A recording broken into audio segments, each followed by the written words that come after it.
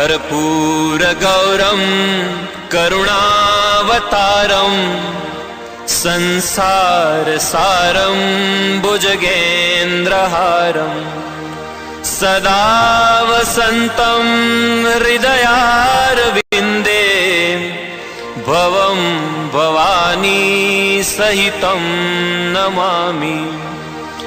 मन्दारमाला कलिनालकाये कपालमालाङ्कितकण्ठराय नमः शिवाय च नमः शिवाय नमः शिवाय च नमः शिवाय।